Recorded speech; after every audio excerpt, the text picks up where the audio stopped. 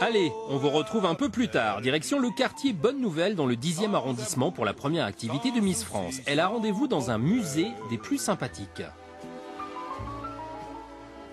Oui, la belle vie.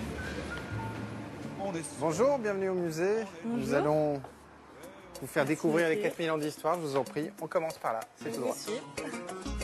Mais qui peut résister au musée le plus gourmand de Paris? Certainement pas les Français qui consomment environ 403 000 tonnes de chocolat par an. Ce musée, c'est 4000 ans d'histoire depuis les Olmecs jusqu'à notre âge pour comprendre pourquoi on aime tant ça.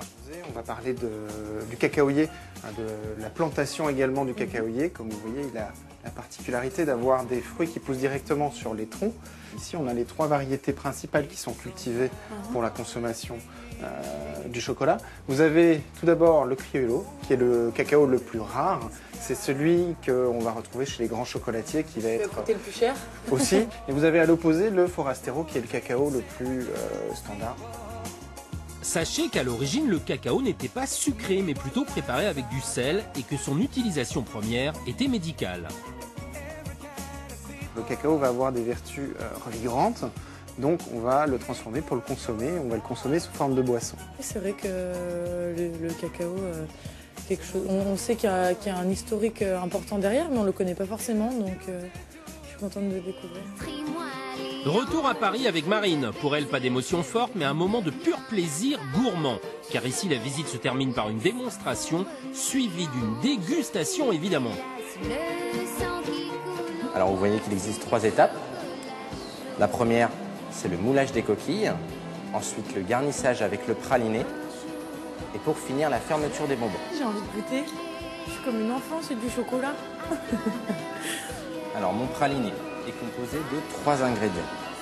Moi, personnellement, j'utilise des noisettes, du sucre caramélisé et du chocolat. Ah, il est chaud. À peu près à température. Alors, les coquilles, voilà. Comme ça?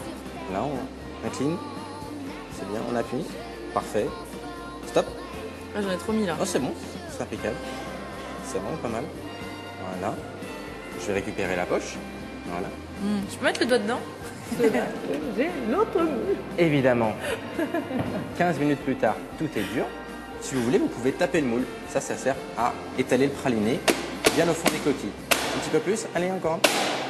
Je peux donc passer à la 3e étape, la fermeture avec le même chocolat, toujours à la même température. Donc, je recouvre la totalité des coquilles.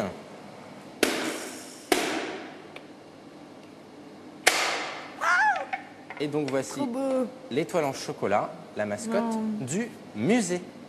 Ah, la mascotte du musée. C'est la mascotte du musée qui s'appelle le Choc Lala. Le choc comment? Le Choc Lala. Chocolat. Je peux en manger un? Tout à fait. C'est un beau métier. C'est un métier assez sympa. C'est le bon. goût. C'est dur. Ils sortent tout juste du frigo, c'est pour ça. Merci. Hop. Visiblement, Miss France est conquise. Une très bonne adresse dans le 10e à Paris. Et l'équipe en a profité aussi. On n'a rien laissé.